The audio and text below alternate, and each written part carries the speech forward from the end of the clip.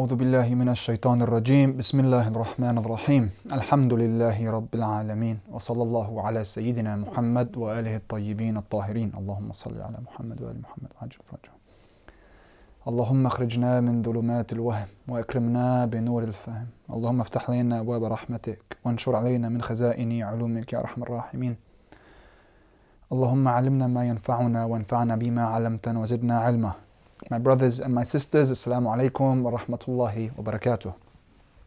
Before Imam Ali alayhi salam took the Khilafah, he wrote a letter to Salman al-Farisi or Salman al-Muhammadi, which I wanted to begin this session with, to show you what the Khilafah truly meant to the Imam and what the world meant, and how he singled out Salman, who was someone who would bear his secrets and who was a very high station of spirituality, and one who Rasulullah sallallahu alaihi wasallam himself said, Salman minna ahl al-bayt.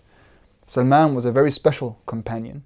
He was a governor at this time of a place called Al-Madain, very far from Medina. The Imam, before the Khilafah, he sends Salman a letter, and he says, and this is letter 68 in Nahj al-Balagha, he says to him, Salman, the example of the world is like that of a snake, which is soft to touch, but whose poison is fatal. Therefore, keep yourself detached from whatever appears good to you, because of its short and temporary stay with you. Don't worry for it because of your conviction that it will leave you and that its circumstances are temporary. When you feel most attracted to it, that's when you should shun it most. Because whenever someone is assured of happiness in it, it throws him into danger. Or when he feels secure in it, the world alters his security into fear. And that is the end of the matter. The Imam's outlook on the world is this way. The world is such that it is like your shadow. The more you chase after it, the more it runs away from you. When you walk away from it, that's when it chases you. But do not be deluded when it comes after you. Salman, around this time, was coming toward the end of his life. And he was thousands of kilometers away from Medina. And Alama Majlisi, he reports in Bihar al-Anwar the events that took place in the last moments of Salman's life. As the believers were gathering around him to bury him, and he was breathing his last breath, a man came on a horse. And they were astonished. As he approached, they realized that it was Amir al-Mu'mineen alayhi salam. And they knew that Imam Ali is supposed to be in Medina. And they were all confused. And he knew them all by name. So he called out to them. And he called out to the one called Asbagh and told him, fetch me the water. So he brought him water. As the body of Salman lay there, Salman had breathed his last and left this world, Imam Ali alayhi salam began to wash his body and wrap him in a kafan which he brought with him. And then he led the prayers, and Imam Ali alayhi salam, after burying Salman, was going to set on his way in very quick fashion. But this man said, I grabbed onto Imam Ali alayhi salam, and I was still in shock and confused. I was just doing what he was telling me to do. But I looked at him and I said, Ya Amir al-Mu'mineen, how are you here? How did you know about this? And aren't you supposed to be in Medina? The Imam looked at him and said, I will tell you how, but don't tell anyone this as long as I am alive. So the man said, I will outlive you, Ya Ali ibn Abi Talib? He said, yes, you will live a longer life than I. But this was a prophecy made to me from Rasulullah, that I will be the one to wash Salman. And I was in Medina praying the Fajr prayer. And afterwards, when I went to my home, as I slept, in my dream, I was told that Salman had breathed his last.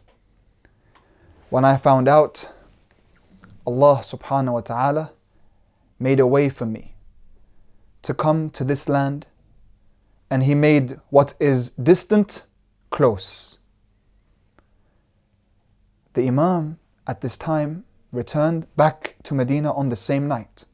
And this is known, one of the karamat of Imam Ali alayhi salam, that he was able to travel this long distance in a very short amount of time, which we saw with Rasulullah as well, when he took the Buraq and went from Mecca to modern day Palestine and back in the same night.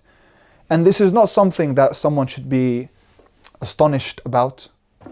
This is no less than Jesus bringing the dead back to life, or Moses splitting the sea. This is one of the karamat of Imam Ali alayhi salam, and it shows the position of Salman. And you can only imagine how Imam Ali felt when he was burying Salman.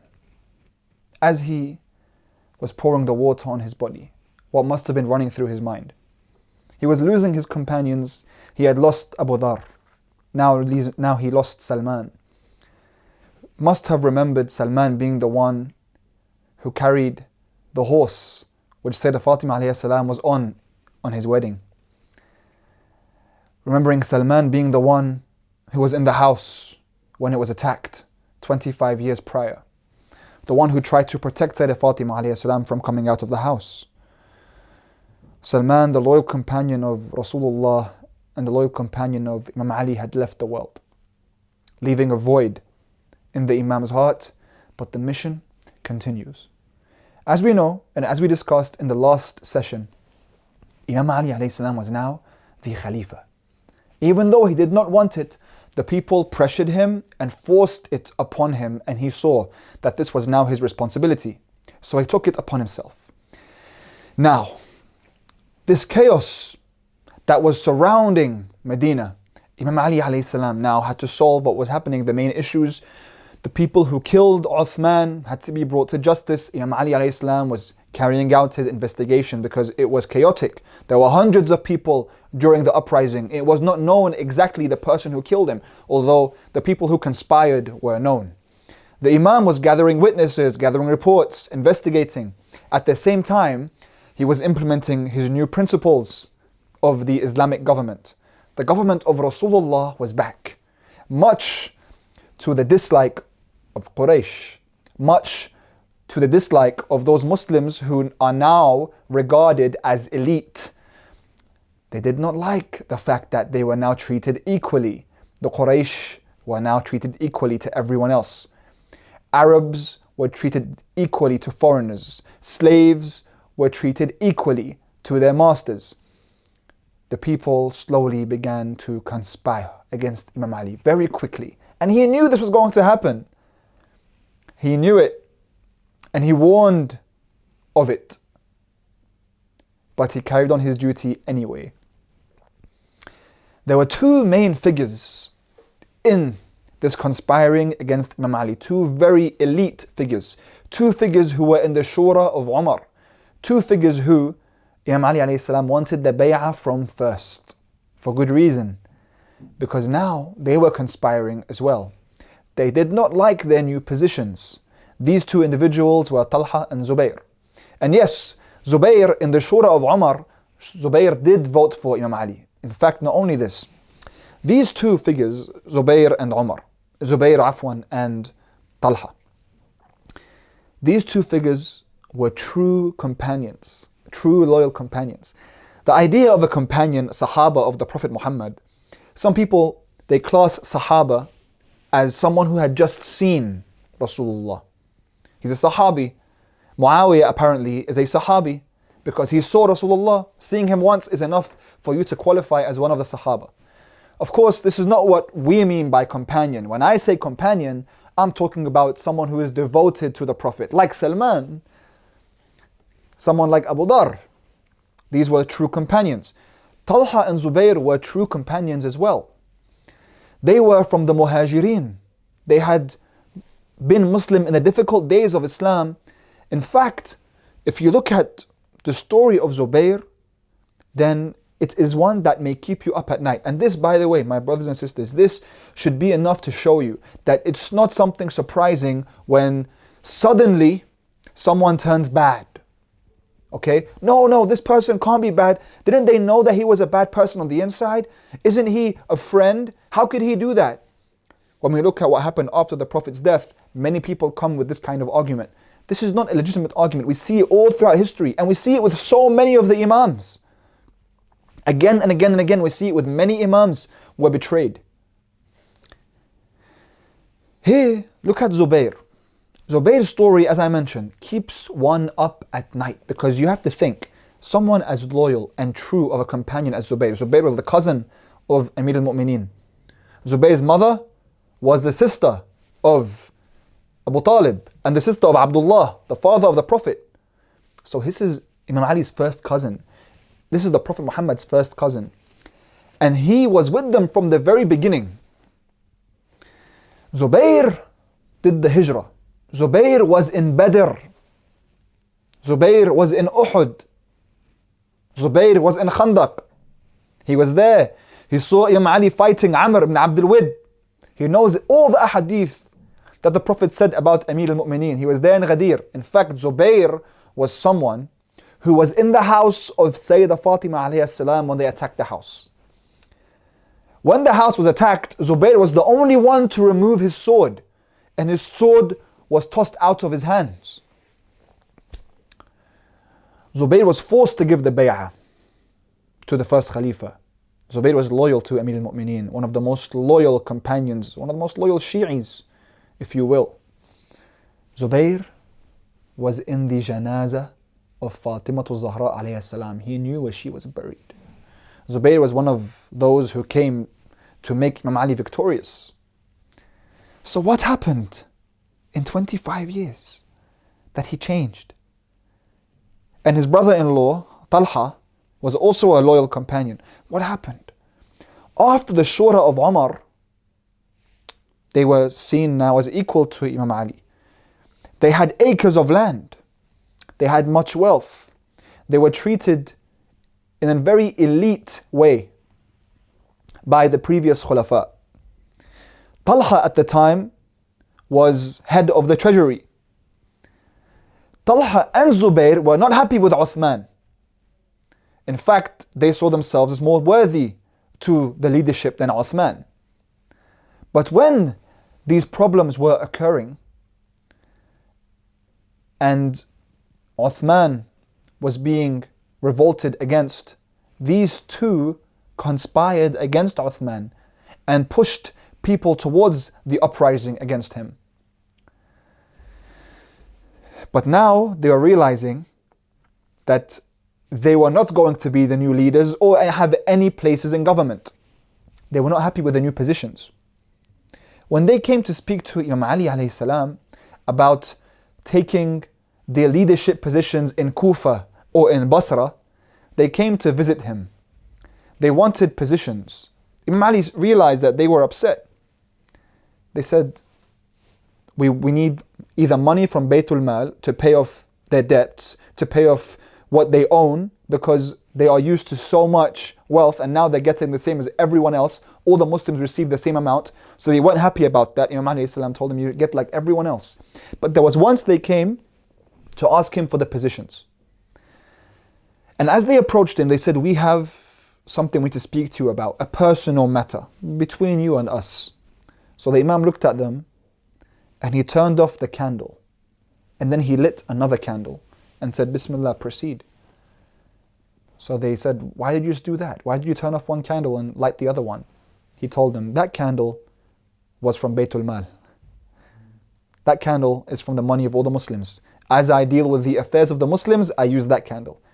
This candle is for personal matters. This is not from Baytul Mal, it's from my money. And because it's from my money, and you want a personal matter to speak to me and discuss with me about, I will use my own candle. And this was a sign for them. This on its own was enough for them to understand. They were not going to receive anything out of nepotism or favoritism. It wasn't theirs.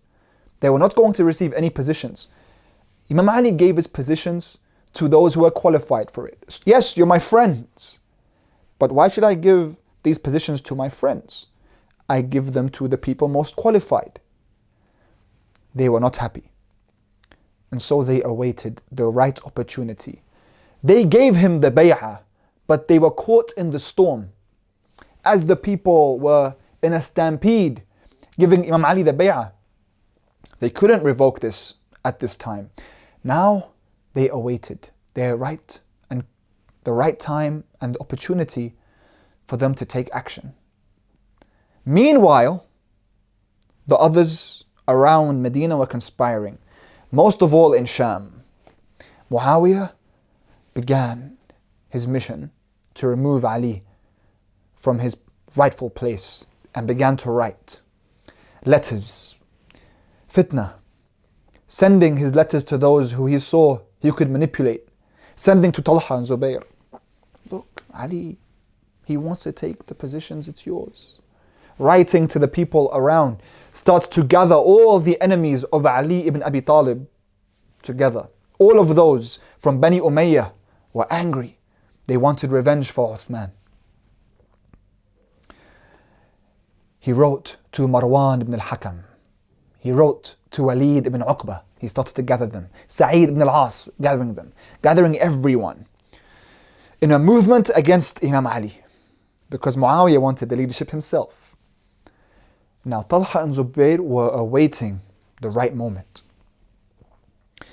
Imam Ali alayhi salam started to notice what was happening. He was continuing with his investigations. But then Talha and Zubayr, as they found out about all the different meetings happening across the Muslim lands, they went to Imam Ali and they said, Ya Ali, we want to leave to go towards Mecca. This is where everyone was going to meet in Mecca. Ya Ali, we want to go to Mecca for Hajj.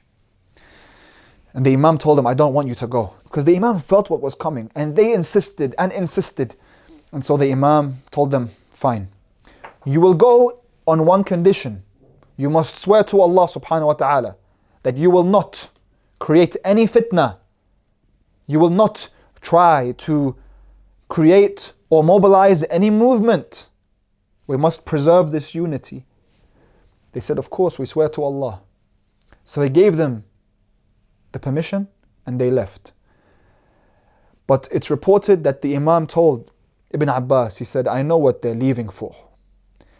And then it became apparent. They went to meet with the people who wanted to revolt against Imam Ali alayhi salam. And here in Nahjul Balagha, I wanted in this session to read several sermons from Nahjul Balagha about what's happening. And the Imam, he is very specific when he speaks about Talha and Zubayr in Nahjul Balagha. And he says,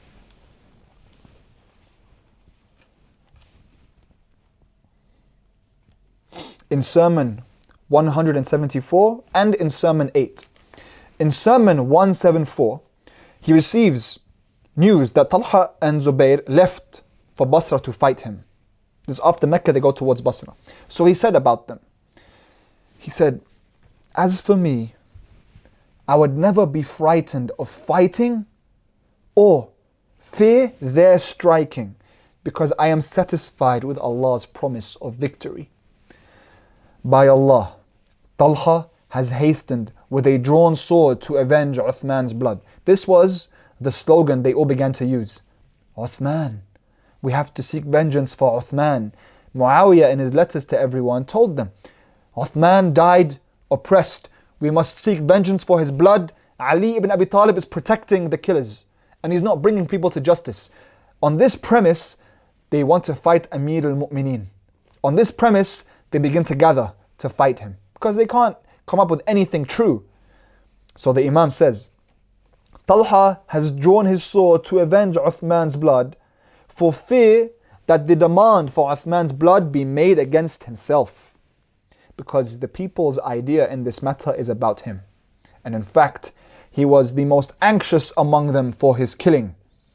Therefore, he has tried to create confusion amongst the people by collecting forces in order to confuse the situation and create doubt.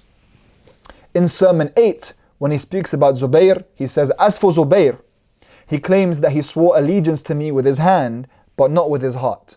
So he admits that he gave allegiance. He said with his hand at the very least. So he gave it. He admitted. Fine. As regards his claiming it otherwise than with his heart, he should come forward with a clear argument for it. Come forward, bring your proof, bring your argument.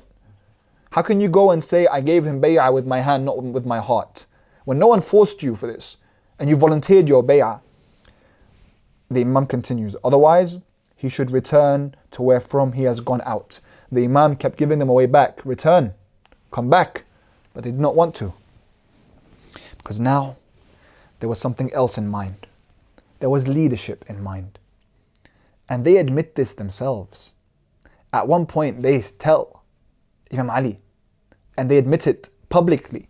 They say, we do not see Ali as more worthy for the Khilafah than ourselves. They said it publicly, outright. That was their true intention. And this shows that there was something beforehand. Imam Ali did not deserve for them to desert him so quickly. He was still investigating. People, I will bring you the perpetrators. Give me some time. I can't just randomly select whoever it is and say, you murdered Uthman. It must be done in justice. So give me the time. There was no time. They revoked their bay'ah immediately, which goes to show that they did not want him to be the Khalifa. They wanted to be the Khulafa, and they said it themselves. They did not see him as greater, more worthy of it than they. So when they were caught in the storm, they gave their bay'ah. But Zubayr, he meant it when he said, not with my heart. But not because he was the rightful leader, because he wanted the Khilafah for himself. Now, you have Muawiya here gathering the forces. Let's meet in Mecca.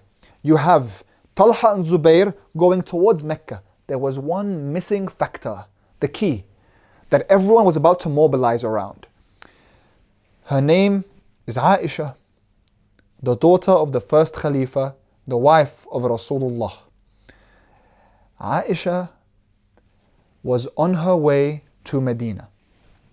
From Mecca, she was on her way to Medina. And she did not want Uthman to be the leader. She was calling for the killing of Uthman. When she found out that Imam Ali alayhi salam became the Khalifa, she was outraged. She thought that Talha, who was related to her, and Zubayr, who was related to her, they were going to be prominent now. She thought Talha may be the Khalifa because Talha was the one who was in charge of Baytul Mal. But he wasn't, it was Ali ibn Abi Talib. Talha is married to her younger sister, and Zubayr is married to her older sister. And Zubayr's son, Abdullah ibn Zubayr, was very beloved to Aisha. And she saw great leadership in his future.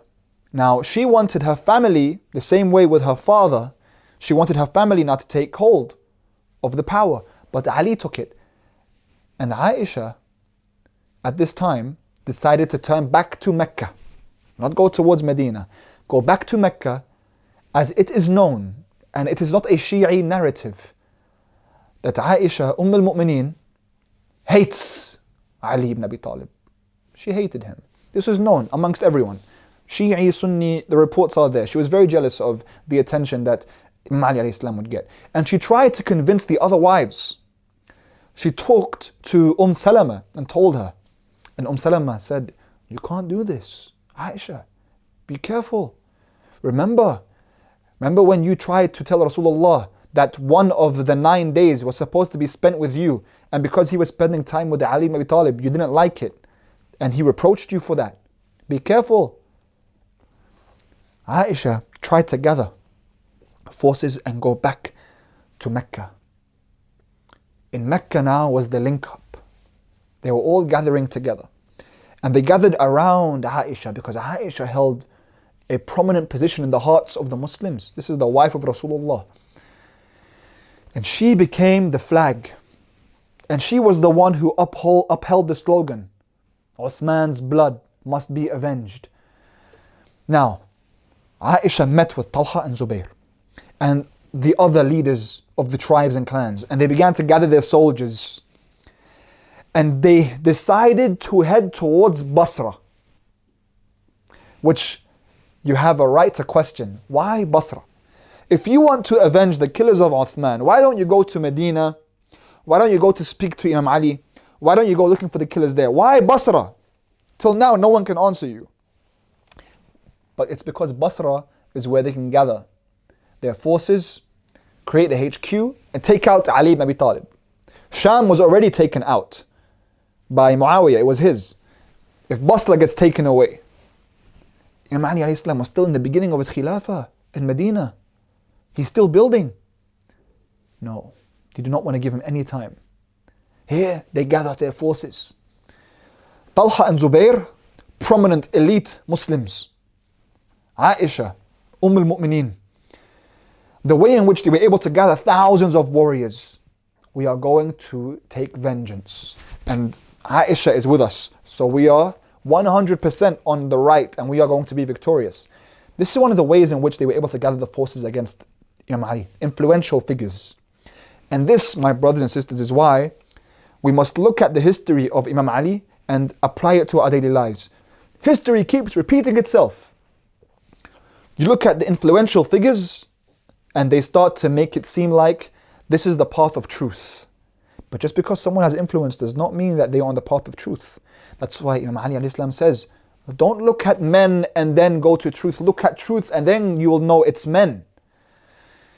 They tried to gather other wives, as I mentioned.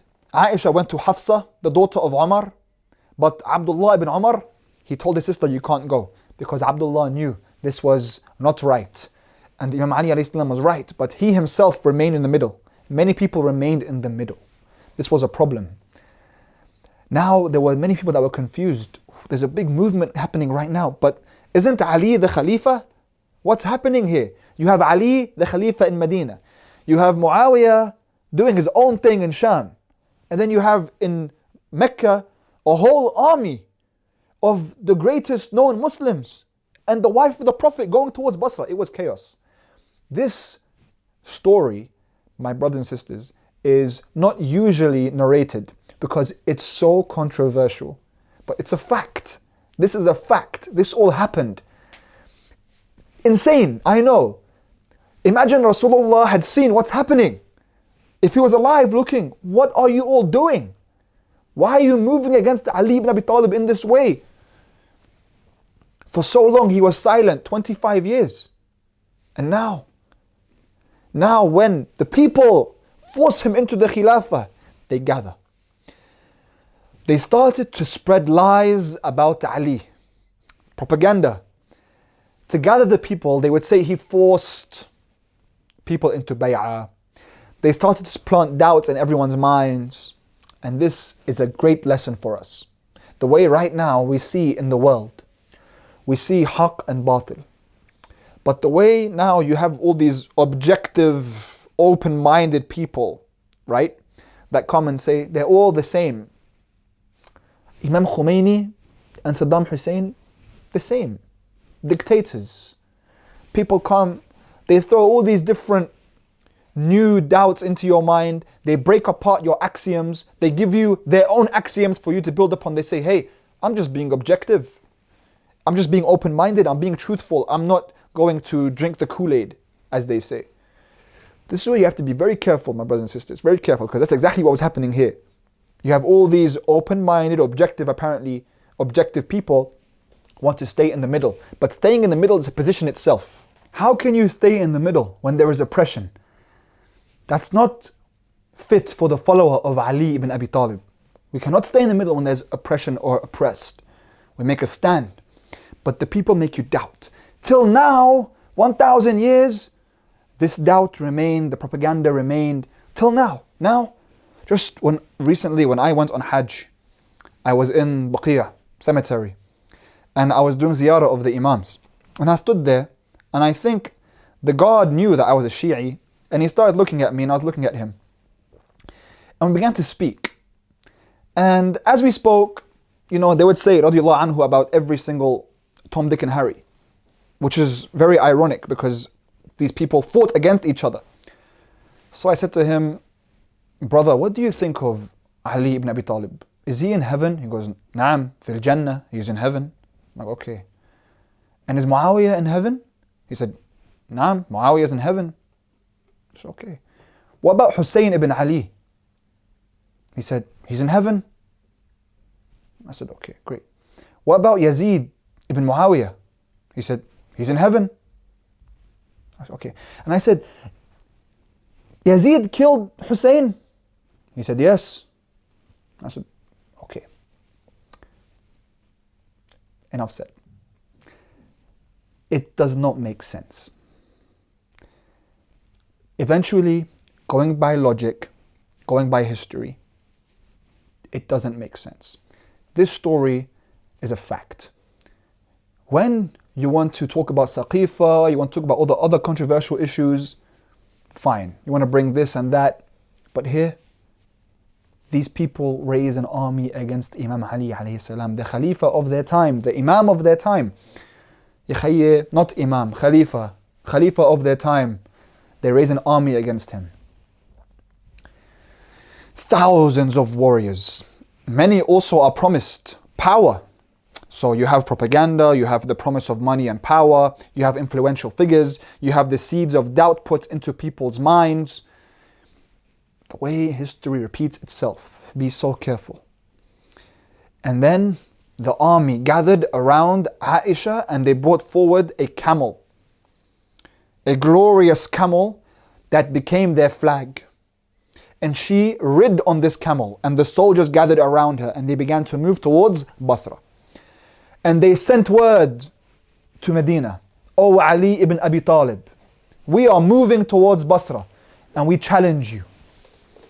We want to avenge the blood of Uthman. And you are protecting the killers. You are not going by justice. And we will not accept this. They challenged Imam Ali and they went towards Basra. Imam Ali alayhi salam received word and found out. He could not believe that this was happening now. After everything. And he did not want the Khilafah. He kept pleading with them, don't do this. We need peace and unity. They would not accept. They held up the challenge. So the Imam went to speak to his people in Medina. And he gave a sermon. And I wanted to read this sermon from Nahjul Balagha, sermon 22. The Imam says, beware, Satan has certainly started instigating his forces and has collected his army in order that oppression may reach its most extreme ends and evil may return to its position. By Allah, they have not put a correct blame on me, nor have they done justice between me and themselves. They are demanding of me a right which they themselves have abandoned, and the blood that they themselves have shed. How ironic. They're calling for vengeance of the blood that they were calling for it to be shed. He said, if I were a partner with them in it, then they too have their share of it. He's saying at the very least, they have something to do with this, with the killing of Uthman. But if they did it without me, which is what he's saying, they alone have to face the consequences. Their biggest argument against me is actually against themselves. It's obvious what they're doing. They're raising a flag of falsehood, blaming Imam Ali alayhi salam for something he has nothing to do with. And then the Imam says, it's like they are suckling from a mother who is already dry. She has nothing left to give. And bringing into life innovation that's already dead. How disappointing is this challenger to a battle? So you want to challenge me. How disappointing. Who is this challenger? And for what is he being responded to? I am happy that the reasoning of Allah has been exhausted before them and He knows all about them. Allah knows what's in their hearts. He knows what's in my heart. I am content. Now, if they refuse to obey, I will offer them the edge of this sword, which is enough a curer of wrong and supporter of right. See, Imam Ali was sick and tired. He had been so patient all this time, but now because he is the Khalifa, it's his responsibility. Now the people of Basra are also in danger. It's his responsibility as much as he is pleading for peace. He says, ultimately, if you want to challenge, I will bring my sword out. The sword that has not been raised in 25 years. Dhul Fiqar will emerge. He said, it's strange. They send me word to proceed to fight them. It's strange. Imam Ali is saying, this is strange. They were all there You were there in Badr and Uhud and Khandaq. You know me. You know what I can do. It's strange. You're saying you want to fight me. You're sending word to fight me. I have never been frightened by fighting nor threatened by clashing. I enjoy full certainty of belief from Allah, and I have no doubt in my faith. The Imam gathers the people and begins to organize his army. As he's organizing his army, he is faced with another tragedy. Already they begin to defect. In Medina, see the oppression, see how madloom Ali is? When they say Ali madloom and you don't know what they mean, this is what they mean. And every instance, everywhere he went, he had to face a barrier. And his spirit was so high that he always broke through it. This is why we revere him so much. Because anyone else would break in that position. Only the truest man of God can continue doing what he was doing. He gathered his soldiers, they began to defect. Ammar ibn Yasir comes, he says, Ya Amir al-Mu'mineen, didn't they give you the bay'ah voluntarily? He said, yes, they did. They left. They began to leave him. He called for those who were defecting. Some of them came in front of him. And he looked at them, he said, why are you leaving? Did you not give me the bay'ah voluntarily? Weren't you pleading with me? You were following me everywhere. Did I force you? No, they said, no, you didn't. He said, then why? Why are you doing this? Now is the first time that I called for your help. And already you want to disobey me. They began to apologize. He said, whoever does not want to come, don't come. I will not take with me people who come to a war by force. SubhanAllah, he even forgave them. He let them go. Some of them stayed. They wanted to stay. Others left. He said, if you stay by your own thought, by your own conviction. You have to stay through loyalty. I need fighters who are loyal, not mercenaries. He wants loyal, true fighters. Some warriors remained. The Imam was able to gather about 700 of the Muhajirin and Ansar, the great personalities, the original Muslims from the beginning, from the early days of Islam. About 700 of them. No match for the thousands and thousands, tens of thousands gathered by Aisha and Talha and Zubayr on their way to Basra. And he needed to get to Basra before them, but they were already on their way. So, Imam Ali alayhi salam left Medina with these warriors, but he sent to Kufa 2 men, Imam al-Hasan al-Mujtaba alayhi salam and Ammar ibn Yasir. He said, Ya Hasan, Ya Ammar, go to Kufa. Tell the people of my need for them. Tell them I need support and I need to go help the people of Basra and I need to stop this uprising, this revolt. This revolt that called for the killing of Ali ibn Abi Talib. So Ammar and Imam al-Hasan, they go to Kufa. They enter Kufa and people saw Hasan al-Mujtaba, he comes in, and Imam al-Hasan alayhi salam was so eloquent and just like his father, so such a strategist, and he called the people and he gave them a speech, him and Ammar ibn Yasir. And Ammar ibn Yasir was loved by the Muslims because the Prophet used to love Ammar, and the Prophet said Ammar will be killed by a treacherous army. This was a prophecy of Ammar. Everyone knew this. So here, Imam al-Hasan tells people what's happening. And he tells them that Imam Ali is calling for them in Kufa. And now the people of Kufa are starting to be so attracted to Imam al-Mujtaba. But the governor of Kufa, Abu Musa al-Ash'ari, he starts to tell people, no, don't listen to them. Don't go to the aid of Ali ibn Abi Talib. This is a great fitna. He was trying to confuse the people. Now the people were in between 2 minds. They were being held back by Abu Musa al-Ash'ari, whilst Imam al-Hasan and Ammar were calling forward for them to assist Amir al-Mu'mineen. So Imam Ali alayhi salam sent the deciding blow. He sent his captain, the general Malik al-Ashtar. Malik enters Kufa, goes to Abu Musa al-Ash'ari and takes over his palace and shuts him down. Lets the people choose what they want to do.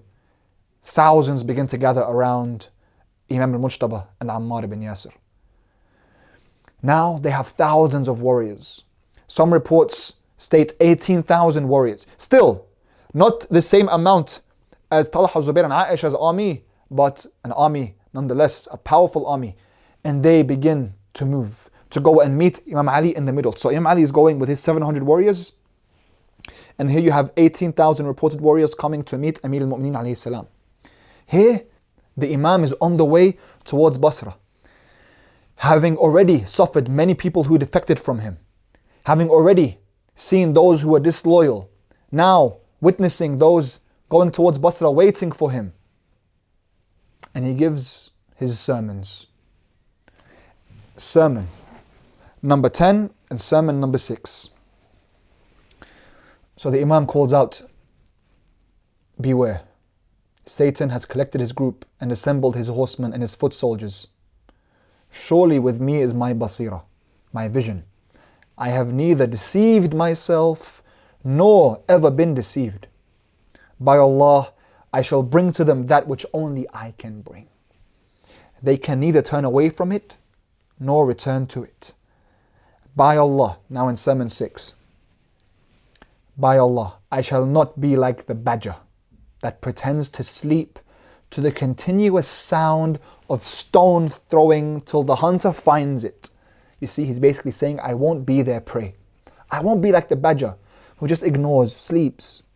They keep throwing stones, trying to find me and then hunt me down.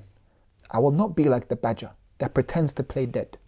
He said, rather, I shall strike the deviators from truth with the help of those who advance towards it, and I will strike the sinners and doubters with the help of those who listen to me and obey, till the day of my death comes.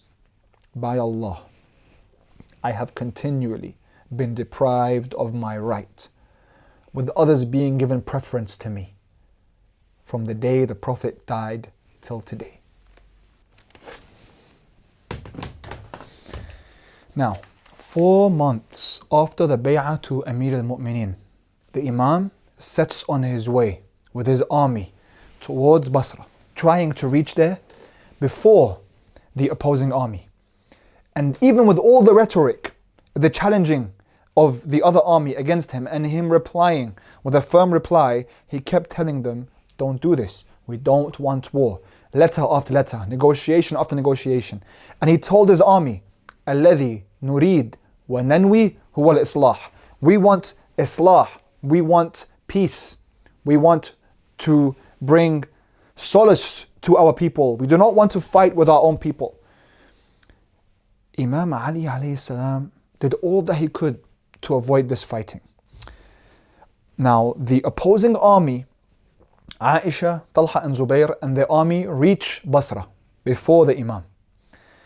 And when they reach Basra, the governor in Basra sends a letter to Imam Ali. He was a loyal companion of the Imam, Uthman ibn Hanif. Uthman sends to the Imam, he said, they're here, what shall I do? And there were people inside Basra that were going to aid Aisha and her army, and people who were loyal to Imam Ali alayhi salam. So tensions were very high. Imam Ali responded, do not fight them. Do not throw the first arrow. As much as you can, talk to them. Stall till I get there. Do not fight. Do not begin. So this was the order taken. Even though the Imam, he had police, he had governors, he had everyone there in Basra. Here, people began to try to negotiate with this army. And Abu Aswad al-Du'ali, the man who was working on Arabic grammar with Imam Ali alayhi salam, that was taught by Imam Ali, he went and he tried to speak to Aisha and told her, al-Mu'mineen, why are you doing this? Why are you here? And she said, because I need the cooperation from the people of Basra in order to avenge Uthman's killers. He said, but the killers of Uthman are not here. You see, even he said that. And he tried to speak to Talha and Zubayr. And they said, no, we want to avenge the death of Uthman. Why is Ali hiding his killers? Why won't he avenge the blood? Why won't he bring the perpetrators to justice? Now, they came into the city supposedly in peace. For a few days it seemed that way, until in one night they went berserk. The army took over and conquered the city and even killed several men in the masjid of Basra. There are 600 to 1,000 people who were killed in this tragedy of a night. They took over the town. They took the money from Baytul Mal. They took over everything, and then they grabbed Uthman ibn Hanif, someone who was Talha and Zubayr's companion in the past. We were soldiers together under Rasulullah. They took him and they tortured him. They tortured him to within an inch of his life. Luckily, they did not kill him, they released him. Uthman ibn Hanif escaped from Basra, barely limping, trying to find his way towards the Imam's army. Meanwhile, Imam Ali alayhi salam was coming to meet with Imam Hassan, with Malik al-Ashtar, with Ammar ibn Yasir, and the rest of his army. And he had gathered his troops. They came together now. You had Muhammad ibn Abi Bakr, you had Kumail ibn Ziyad, you had Imam al-Hussein, you had Ammar ibn Yasir, you had Maytham al-Tammar, you had all these great companions of Amir al-Mu'mineen now gathered in this powerful, loyal, believing army. They gathered and they began to move forward. And then Uthman ibn Hanif approached and they saw him on the way to Basra. Imam Ali came to him, embraced him. He could barely recognize him after the torture that he had been through. Even with this, the Imam then sent another letter to Basra. Don't do this. Hold down your arms. Do not attack the people. Let's go back. There's still a way back. He gave them a chance again and again. He did not want this war. He sent a letter. He even told the people who are going to send the message to focus on Zubayr more than Talha, because Zubayr, he says, Zubayr, he knows me. Zubayr, he said, you knew me in Hijaz. Why are you acting like you don't know me in Iraq? What happened in this time? Why are you doing this? He wrote to Aisha. He said, you have failed the Prophet. Is this what he would have wanted from you? He kept trying to remind them again and again and again. Come back, come back, come back. They would not respond. Aisha sends a letter back. She says, O son of Abu Talib, we will not submit to you, whatever happens. So do whatever you will do. The Imam comes towards Basra. He approaches the outskirts and the army camps out. The enemy army is inside Basra. The Imam is outside of Basra. Constant messages going back and forth, and then the Imam wants to see them face to face. Finally, they accept to see him face to face. They come out. The Imam goes to meet Talha and Zubayr. Aisha was worried because she knows Ali ibn Abi Talib and the warrior he is, and she's worried, what if they are in danger? But she was told that he was not wearing his armor, so she calmed down. The Imam tried to negotiate with them. Brothers, we were together for so many years. Do not do this. I'm pleading with you. I'm begging you. They told him, no, we want the killers of Uthman. He said, you know very well I have nothing to do with that, and I will bring the people to justice. Give me time. Then Imam Ali alayhi salam offered them a mubahala. He said, listen, let us speak to Allah subhanahu wa ta'ala. If I am lying, may He curse me. May Allah's displeasure be upon me. Ya Allah, you know what's in my heart. You know what I have done. If I am lying, then may your displeasure be with me. But if I am being wronged, and here you two are the ones who are coming forward with false claims, then may the displeasure of Allah be upon you. They said, no, we don't accept the mubahala. Ya Ali, this is because you are not more worthy for the khilafah than us. They came out and said it publicly now. They owned up. Now the intention was clear. This is not about Uthman. This is about leadership. This is about power. This is about the chair. This is about who rules. They go back to their camp. The Imam returns to his camp. But this time the Imam asks to see Zubayr alone. He calls for Zubayr. Zubayr comes out alone. The Imam goes and speaks to him. He says, Zubayr, my cousin, my brother, don't you remember when we were young? Don't you remember all those times we stayed up together? We protected Rasulullah together. And he says, I remember. He says, then why are you doing this? Zubayr, do you remember that time we were all gathered? And Rasulullah sat down and said to you, Ya Zubayr, there will come a day when you will fight against Ali ibn Abi Talib. And he said, yes, I remember this. And you said you would never do it. And here you are. The prophecy is coming true, Zubayr. Do not fall. Don't do this. There's still a way back. Zubayr was struck by this. And he looks around and he remembers Ammar ibn Yasir is in the Imam's army. And here's Zubayr now. He's on unsettled ground. The Imam's telling him, you can end this right now. Go back to your camp. Tell them to hold. Tell them to drop their arms. We can all solve this peacefully. Zubayr goes back to his army. He decides he wants to leave, but he is made fun of by his son Abdullah ibn Zubayr. He says, Father, are you afraid of Ali? Here Zubayr has to make a choice. Cowardice in front of his army may be a better position than the position that he is in, but he is forced to stay by his own ego, perhaps. We do not know. But he remains.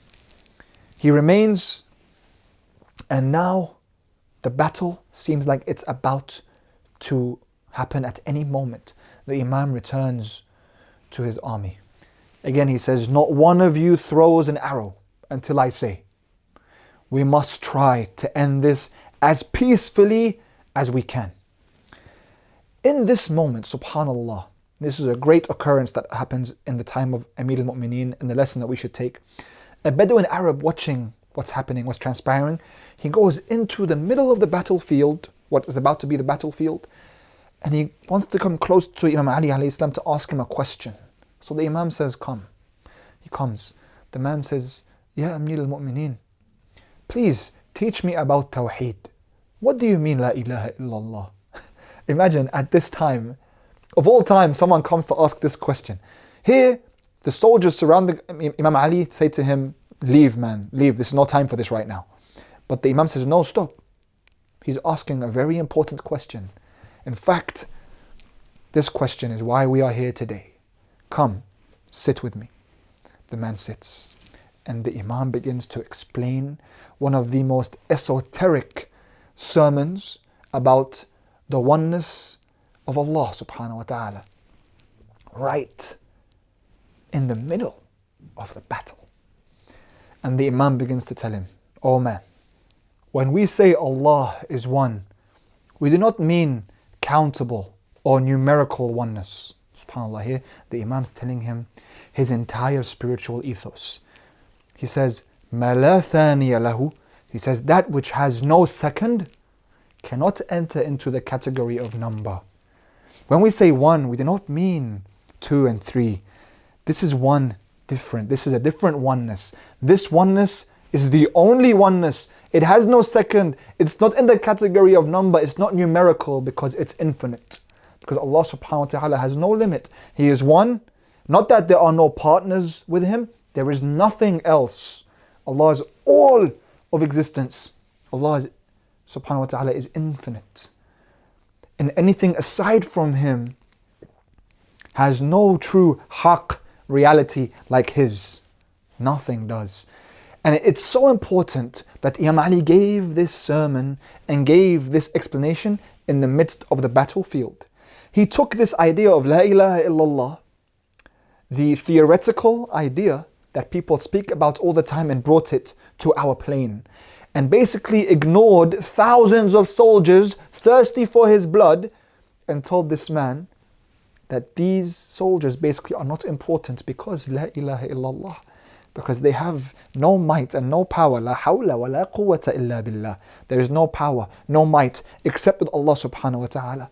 He's telling him that ultimately nothing else deserves your attention. In truth. And this is why the Imam says, even if my enemies were a number which would fill the entire earth, ما بليت ولا توحشت. I would never feel scared. I would never feel lonely. I would not worry.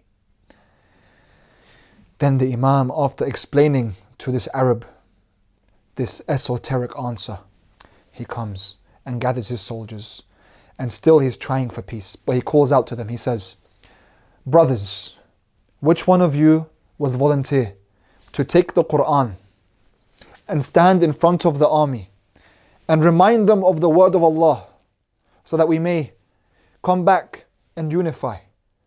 But I warn you, if anyone goes to stand in front of the army, then he will not come back. He will most likely, definitely be killed. A young man stands up. He says, Amir al-Mu'mineen, I want to go. The Imam sees him, he's a young man. He asks for someone else, but this man is adamant. And subhanAllah, I am reminded of Amir al-Mu'mineen in Khandaq, when he kept standing to fight Amr ibn Abdul Wid. This young man said, Ya Amir al-Mu'mineen, let me go. He gives him the Quran. The Imam looks at him in the eye and sends his soldier outside. The young man, he goes towards the army, stands in front of them and said, O Muslims, let us look to the book of Allah. Let me read some passages for you so you may remember that we are all one family. As he begins to read, the order comes from the generals of the army, shoot your arrows. The arrows rain down upon the young man and he collapses onto the ground. His corpse is brought back to Amir al-Mu'mineen and the Imam looks at him. As he tries to tend to his wounds, the arrows begin to fly out against the soldiers of the Imam. The Imam looks around, his soldiers now are suffering from their wounds. The Imam still has not given the order to fight because he was looking for peace. He looks around, he sees blood is now spilling. He did not want Muslims to fight Muslims, but now the Imam stands and he says, now I have permission to do battle. He gathers his soldiers and he looks to Allah subhanahu wa ta'ala and he says, Ya Allah, bear witness, I have done nothing but try to preserve unity amongst Muslims. But now my soldiers must defend themselves. Grant me victory or grant me martyrdom. And then he came to assemble his forces. Malik, Camel, Ammar, Muhammad ibn Abi Bakr, gather your forces, each one captaining different battalions. Hassan, Hussein, stay with me.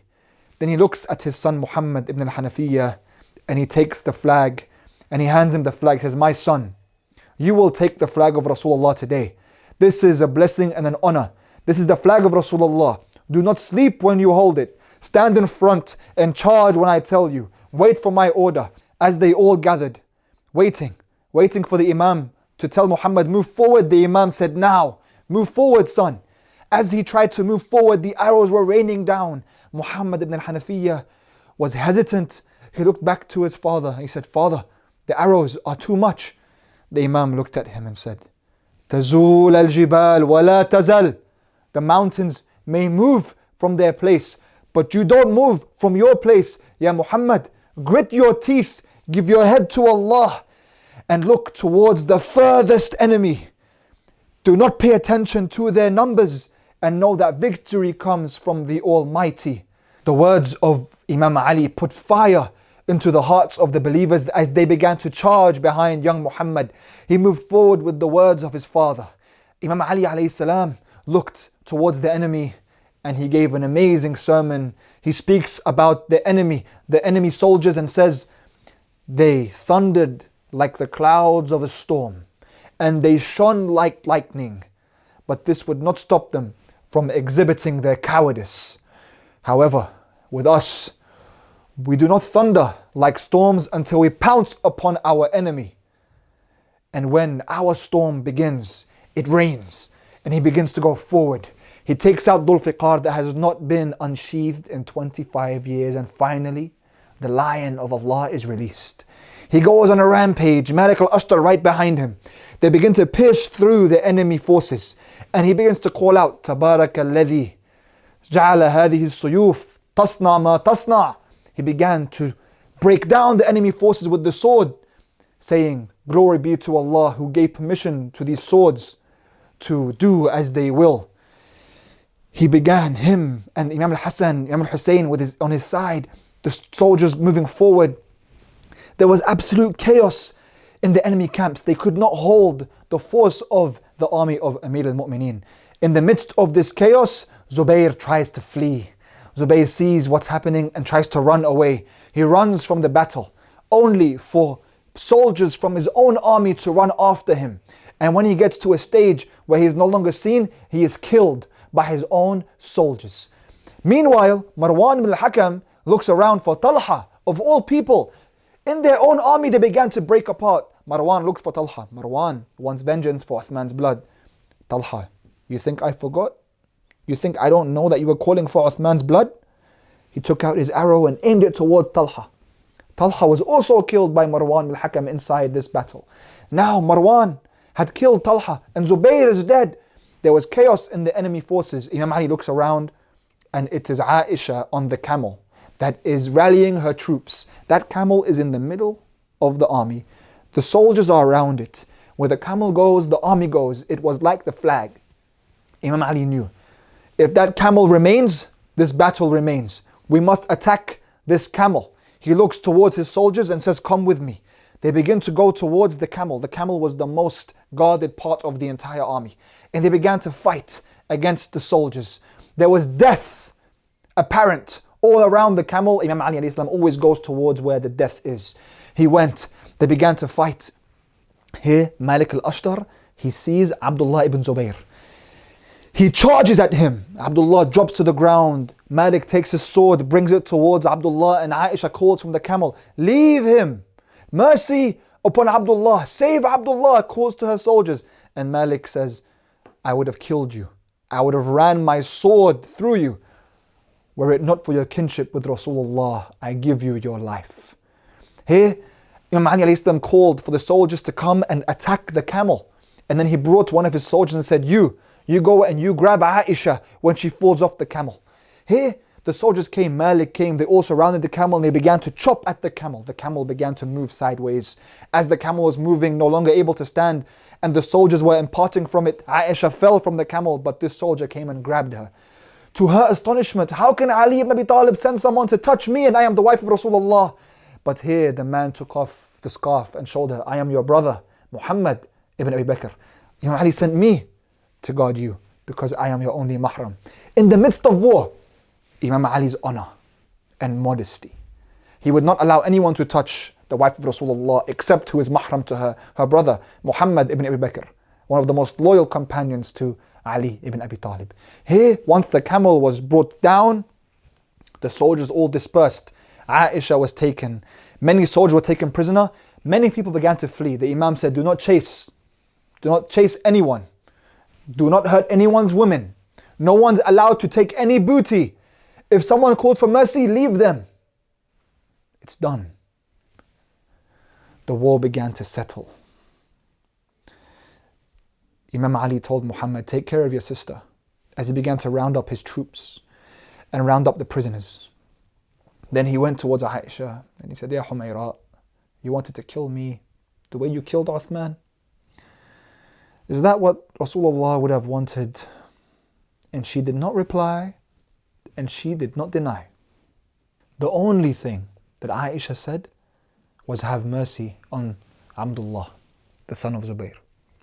The Imam looked at her and said, Aisha, you want me to have mercy on Abdullah? Only Abdullah? He said, Marwan, you can go. Walid ibn Uqba, you can go. Abdullah ibn Zubayr, you can go. Everyone, you may continue your lives. We do not want any prisoners. We wanted peace. Unfortunately, it's reported that 20,000 people died in this battle. Muslims fighting Muslims because of this fitna. We are told that they all forgave each other. They're all friends. Is this how the 20,000 people are supposed to expect their sacrifice to have gone? The Imam releases the prisoners. He says, get on with your daily lives. You are Muslims. He prays upon the dead. This reminds us of Rasulullah in the Fatah of Mecca. Only these two men have done this in history. Pardons the enemy. The Imam goes to the sword of Zubayr, looks at the sword of Zubayr, carries it, and starts to cry. He says, I remember when this sword used to fight off the enemies and protect Rasulullah. Imam Ali cries in victory. He was not happy. He didn't want this. He kept fighting against this. They forced his hand he released them. And he told Muhammad ibn Abi Bakr, escort your sister to her home. Muhammad took Aisha with 40 people dressed in clothes of armor. As Aisha reached her destination, these people took off their armor, and it was 40 women dressed as soldiers. The Imam would not send strange men with the wife of Rasulullah. And Aisha saw, this is the man I'm fighting against. She retreated to her home, but the hatred never left her heart. And the proof of this is that when Imam al-Hasan was killed and he was brought to be buried next to his grandfather, she denied him of this honor. She never forgot, but this is a discussion for another day. Here, Imam Ali alayhi salam began to pray the janazah, to go to the masjid, began to calm down, to rebuild Basra.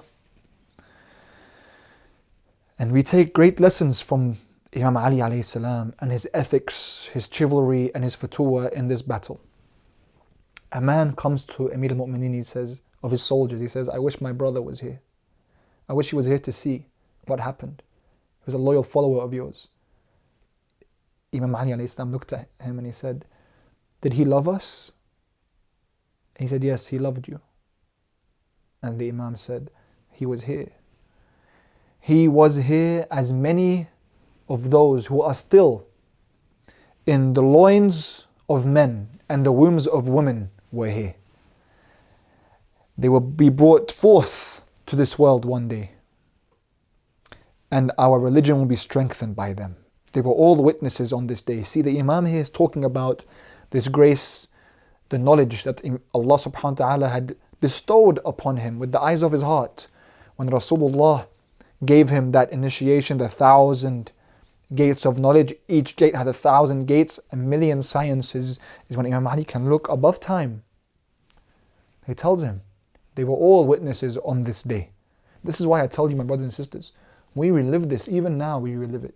We look around the world today, the countries right now that are being starved, the countries right now that have sanctions on them, the countries right now that the powers that be want to destroy. And because of that, the people in these countries are supposed to revolt against those calling for justice inside their own lands. Same thing happening. How Imam Ali was blamed. These people are now blamed. But we have to look at the perpetrators, the ones truly committing this evil, and know that we were witnesses. Inshallah, he's talking about us. We hope to have been witnesses on that day and to be witnesses on this day. And so when the Imam goes to the masjid and sits down amongst the people, he sits on the minbar and he gives a sermon to the people of Basra, those who are fighting against him. And he says to them, you followed a beast. When it called you, you obeyed. And when it was defeated, you fled. And this sermon is a lesson for all of us. How many beasts do we follow in our lives? How many of us have become beasts? How many of us obey our beasts or beasts of the outside world? How many of us flee when they die? What will we do with the beast within? We learn how to interact with our inner enemy and our outer enemy through the ethics, piety and certainty, strength through brothers, iman and victory on the path of Allah. We learn from Ali ibn Abi Talib. Alhamdulillahi Rabbil Alameen wa sallallahu ala Sayyidina Muhammad wa alihi at-tayyibin at-tahirin.